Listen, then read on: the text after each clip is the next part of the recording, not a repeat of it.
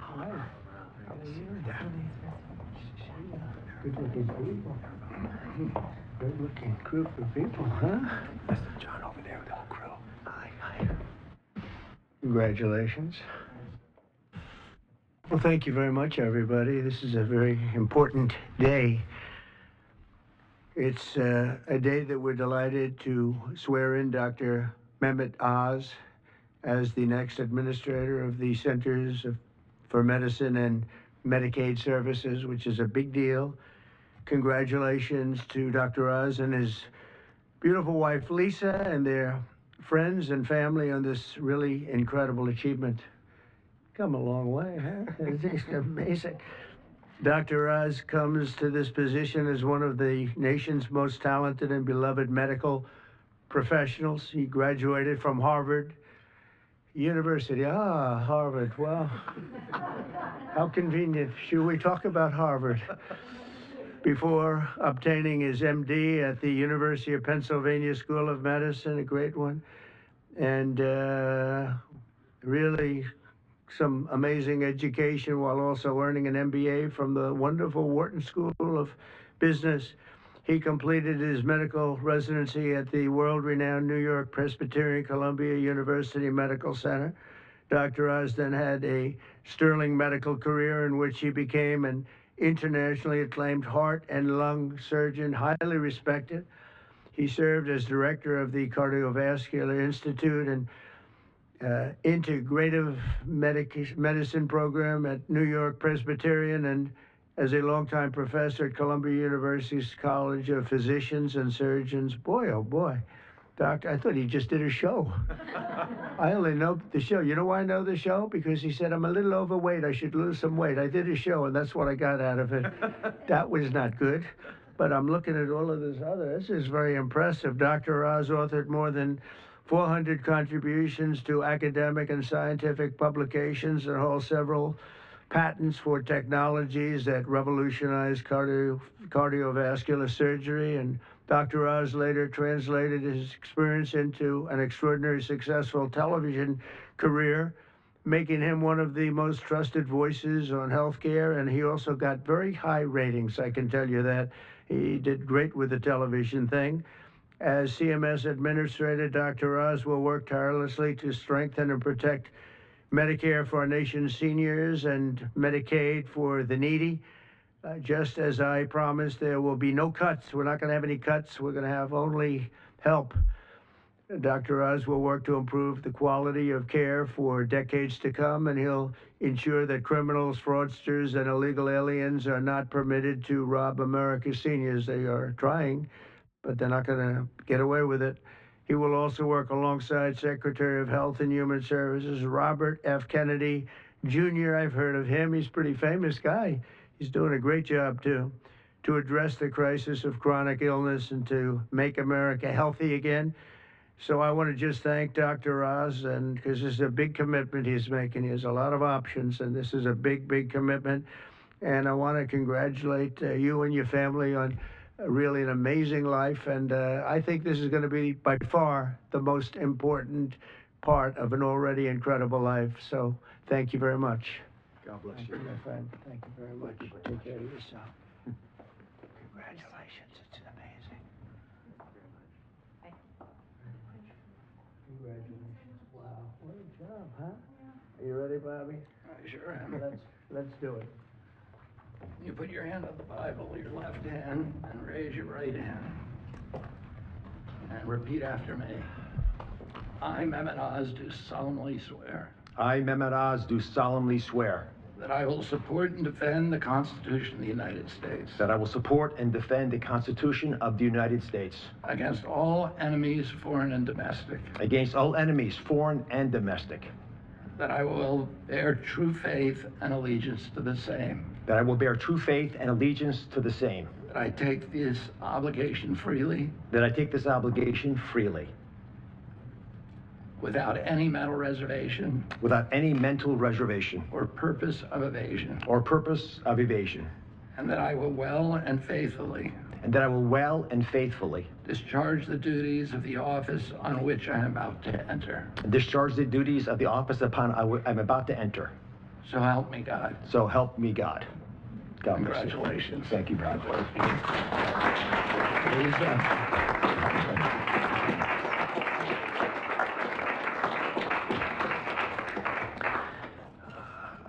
I've got to start off by thanking three people. Mr. President, thank you very much. God bless you for leading our nation, but also courageously leading the MAHA movement, really earnestly in your heart wanting to get America to be healthy again, and for giving me an opportunity to help with that mission. Secretary Kennedy has been leading the charge at Health and Human Services. A dear friend, like a brother, has done unbelievably courageous work because he's curious and he's started answering a lot of important questions. And I will treasure for the rest of my days your trust in me to help you with this progress. Thank you. And of course, Lisa, the family, but Lisa in particular, who's had an uncanny ability to identify opportunities and to always keep a clear North Star to keep our family grounded. God bless you, my beautiful one. Let me start with a simple premise. Every great society, everyone, has an opportunity to take care of its most vulnerable and treasures that opportunity. And we're great people, so we will do the same. As we enter the main building, the Humphreys building, where Health and Human Services is located, there's a placard of Hubert Humphrey, and it says that it's a moral opportunity, a moral obligation of government to take care of people in the dawn of their life, the kids, in the twilight of their life, the elderly, the mature, the seniors, and those in the shadows of life, those struggling with disabilities. We want to provide America with access to great care. We want to save the public health insurance programs of this country. That's what President Trump asked me to do when he took this position to administer the programs at CMS. Now, if we're going to do that, we've got to be honest with each other. And a physician, President Trump, has to always do that, right? We've got to share news, so do presidents, that folks don't want to hear, but it's important for our well-being. So I'm going to give you 4 bullet points to remember. Bullet point number 1, and they're all numbered in order for a reason. Medicaid is the #1 budget item for many states, and it is crowding out education, other important social programs. The states are having a big problem, and that's with the federal government paying most of the bill. Item number 2, healthcare expenditures are increasing at 2% higher than the economy is growing. And because of that, we spend more than 2 times per person on healthcare than any other country on the planet, and we're not getting value for that. Because number 3 is that we are, in America, experiencing an unfortunate problem, which is medical errors are the #3 cause of death. Did you know that, Mr. President? It's surprising with that much money invested, we're still having problems. And number 4, our life expectancy, despite all this investment, is continuing to slip back. We're now more than 4 years shorter in our life expectancy than countries that we used to be equal to. But I'm optimistic. Why? Because we control our destiny. Because at its very core, we have a generational opportunity, a unique ability to save the healthcare system because we control all the big pieces. America is too great for small dreams. So I've got some big ideas I'd like to share that we've worked through with my staff who are cordoned off over there, and there's a lot of us. We've got almost more than 6,000 people at CMS working on this and 40,000 contractors helping. So we've got a lot of people. What are we going to do? First, we're going to reduce chronic disease. How do you do that? 70% of the healthcare expenditures of this country are driven by chronic disease. And it is your patriotic duty, I'll say it again, the patriotic duty of all Americans to take care of themselves because it's important for serving in the military, but it's also important because healthy people don't consume healthcare resources. The best way to reduce drug spending is to use less drugs because you don't need them because you're healthy. And it feels a lot better as well. The President and Secretary Kennedy have been pushing the MAHA agenda because it makes it easier for people to do the right thing, especially the mothers of this great land, because they're the ones who really get caught with this responsibility. They're the ones deciding for their kids. They're the ones we want to empower. And curiosity, which is the key word here, truly asking questions you want the answers to, will allow the MAHA movement to thrive. The next big thing we want to focus on is modernizing Medicare and Medicaid.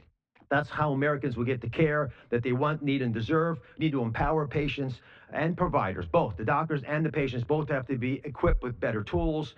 And the president is showing that he actually does love and cherish Medicare with all these executive orders, like the one on transparency, sir, that really helps us by making sure people are equipped with information. So you shine a light in the dark shadows where so much of the problems happen with the healthcare system. And remember, the most expensive care is bad quality care. That's what we want to stamp on. And finally, we want to crush fraud, waste, and abuse. This is stunning to me. I've got a message for all the bad guys from me, the secretary, and the president. We are going to stop people from stealing from our most vulnerable, from stealing with the taxpayers of America who are honestly trying to support these programs. And we're going to be able to do it in quite a few ways. We are coming for you.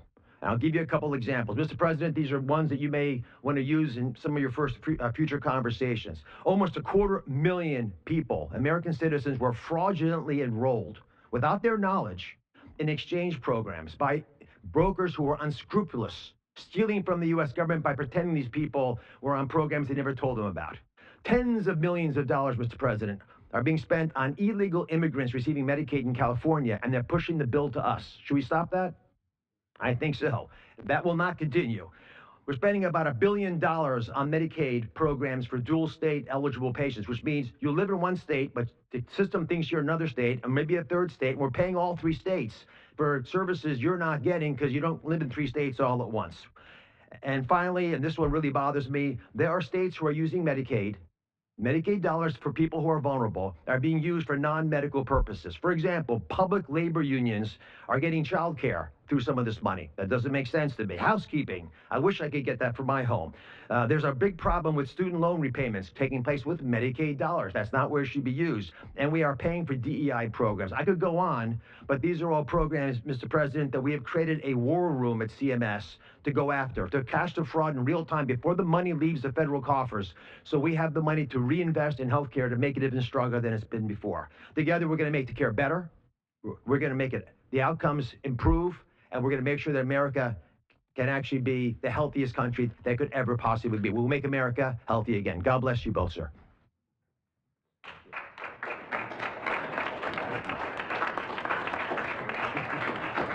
Any questions? Any questions? Okay. Mr. President, Marco Rubio said, Easy. Secretary Rubio said that the U.S. will have to figure out whether a deal can be done between Russia and Ukraine in a matter of days, or you will just move on. Yeah, very shortly. How many days is that? No specific number of days, but quickly.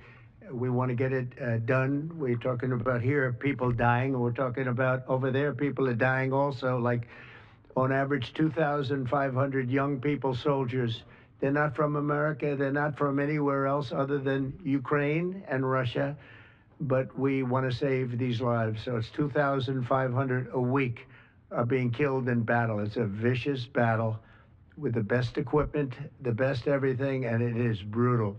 2,500 young people a week. Some of them not so young, actually. They're getting older. They're getting older by the month. But 2,500 a week, and we're going to get it stopped ideally. Now, if for some reason one of the two parties makes it very difficult, we're just going to say you're foolish, you're fools, you're horrible people, and we're going to just take a pass. But hopefully we won't have to do that. Now, Marco's right in saying it. We want to see it end. Think of it. Every day, a lot of people are being killed as we talk about, as they play games. So we're not gonna take that, and we'll see. I think we have a good chance of solving the problem, however. Yeah. Go ahead. Are you prepared to walk away completely from these efforts and these talks? Well, I don't want to say that, but we want to see it end. We want to see it end, yeah. Is Vladimir Putin stalling, in your view, Mr. President? I hope not. I'm going to let you know about that soon if he is, but I hope not. He's got a big force out there, big force. It's a war that should have never happened. It would have never happened if I was president. That's a war, and it didn't happen for 4 years. That's a war that should have never happened. October 7th, Israel would have never happened. Iran was broke. And now we'll see what happens with Iran. We have a lot of them out there. We have a lot of things that we're working on right now that shouldn't have happened. None of it. Ukraine would have never happened with Russia. October 7th would have never happened, so you wouldn't have had all the problems in the Middle East. The Afghanistan embarrassment, probably the most embarrassing day in the history of our country, would have never happened. Inflation would have never happened. By the way, prices are down. Groceries are down. Eggs, which you hit me so hard, I'll never forget the first day, first week in office, they were screaming at me about eggs. I said, "What's going on with eggs?" They were doubling and tripling. I said, "I just got here." They were up like double, triple, and you couldn't get any. They said, "You won't have eggs for Easter." Well, you can have all the eggs you want. I'll tell you, Brooke Rollins, Secretary of Agriculture, did a great job. And the egg prices are down 87%. But nobody talks about that. You can have all the eggs you want. We have too many eggs. In fact, if anything, the prices are getting too low. So I just want to let you know, prices are down. Gasoline yesterday in 3 states hit $1.98 a gallon. And it looks like it's at a level that it hasn't seen since my days, my 4 years. So it's about I'd say maybe, I think we're going to be averaging $2.25 very soon. So I just want to let you know, though, because I keep hearing about prices and inflation. Prices are coming down, not going up.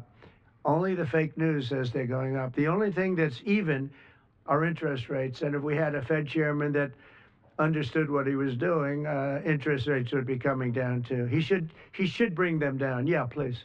Mr. President, what do you need to see from both sides in order to keep negotiations going? What do you want to see from Russia and Ukraine? I have to see. My whole life has been one big negotiation, and I know when people are playing us, and I know when they're not, and I have to see an enthusiasm to want to end it.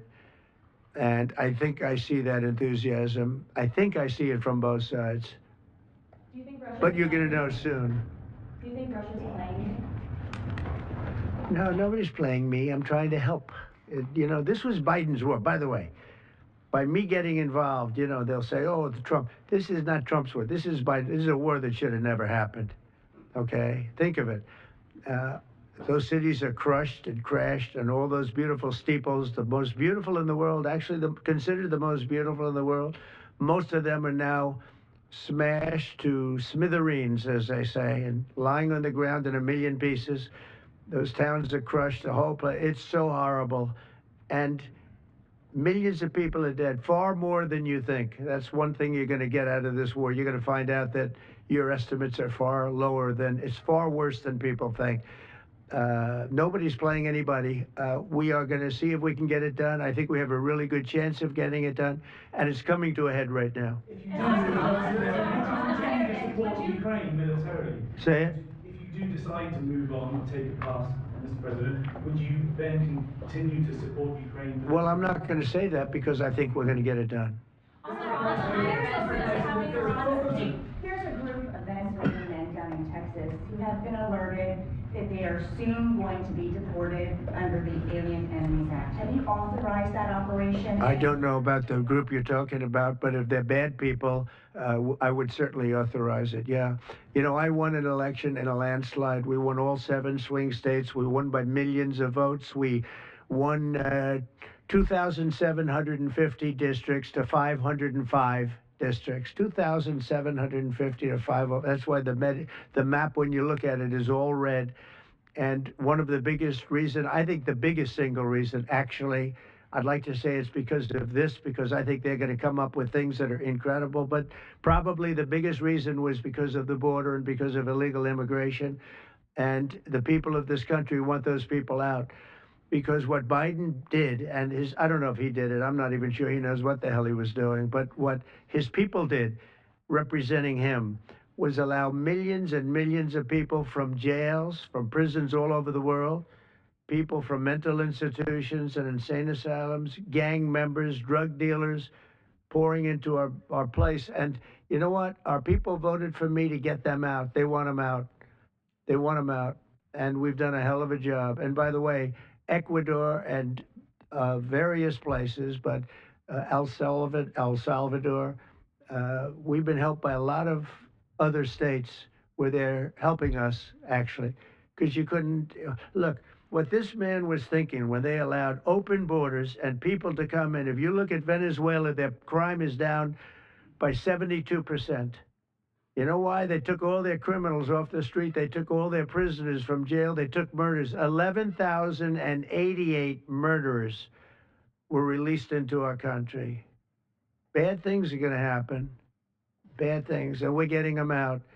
And that's why I was elected. A judge wasn't elected to do that. I was elected to do that. And we're doing it in record fashion. We have the safest border, the most secure border we've ever had. See the Declaration of Independence? You should all read that before you leave. That's the real deal. You should all read it before you leave. Yeah. Sir, go ahead, please. Photos have emerged of Senator Van Hollen sipping what appears to be margaritas. Yeah. Diego Garcia down in El Salvador. Do you encourage other Democrats to fly down to El Salvador to meet with this illegal alien who's been accused of I like this guy. See, now this is the kind of a reporter we like. There aren't enough of them. We got to get some more of them. But no, I appreciate that question. No, look, he's a fake. I know him. I know them all. They're all fake. And they have no interest in that prisoner. That prisoner's record is unbelievably bad. If you would go into the room, you might, if you would, Caroline, maybe go into the room and see if you can find that little slip. I wrote some things down. I don't know why you'd want to keep them, but I just, we got a little biography of him. Not a very innocent guy. Yeah, please. Mr. President, in the spirit of Easter Sunday. While we're on the subject, right? So you're talking about Abrego Garcia. Is that the one? Yeah. Is an illegal alien MS-13 gang member and foreign terrorist. This comes out of the State Department and very legitimate sources. I mean, I assume I'm just giving you what they handed to me, but this was supposed to be certified stuff. In 2019, Garcia was issued a deportation order. Two separate judges affirmed Garcia was a member of MS-13, which is a gang that may be even worse than Tren de Aragua.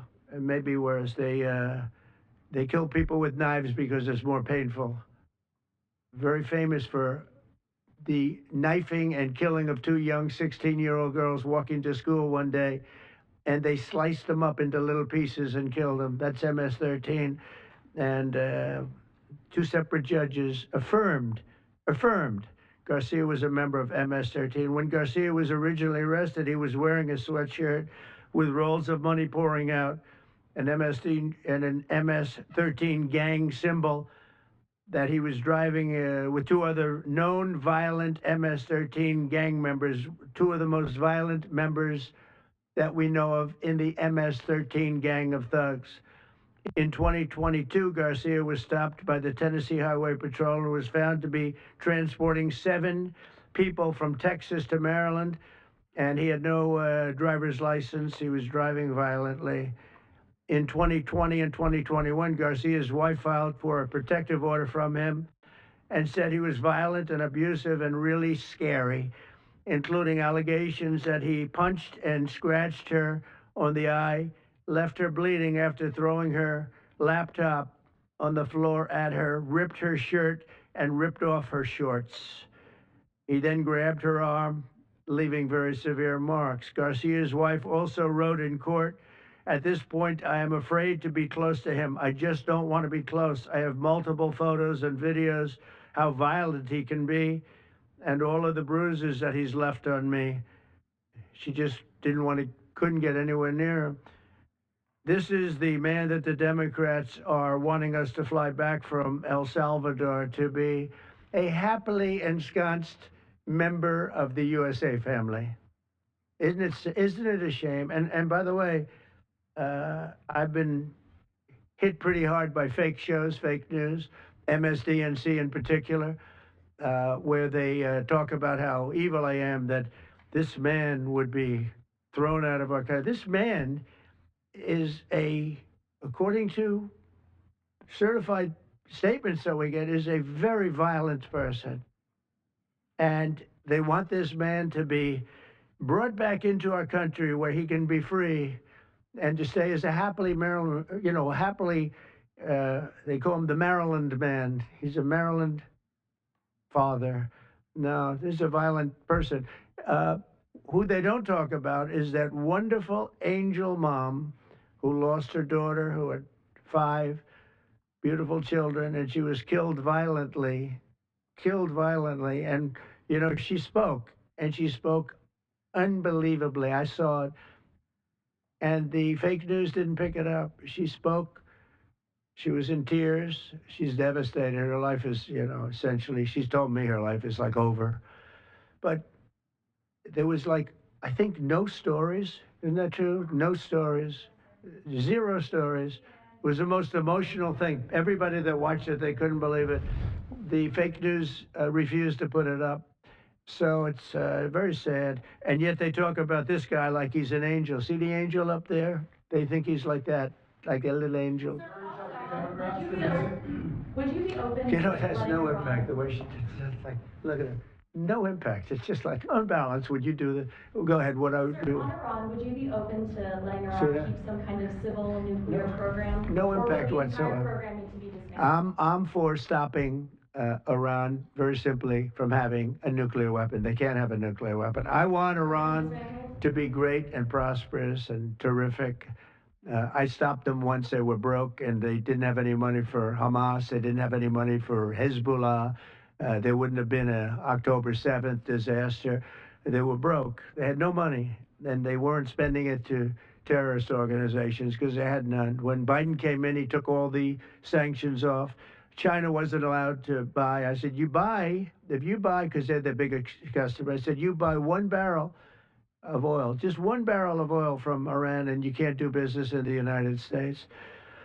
And by the way, we have nice conversations going with China just to intercede. You know, it's like really very good. But with Iran, they can't have a nuclear weapon, and if they have a nuclear weapon, you'll all be very unhappy. You'll all be very unhappy because your life will be in great danger. Yeah, yeah. Oh. Press out, press out.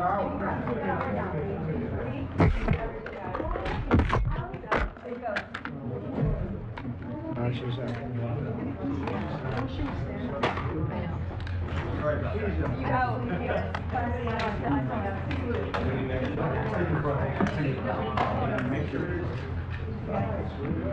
They got it early.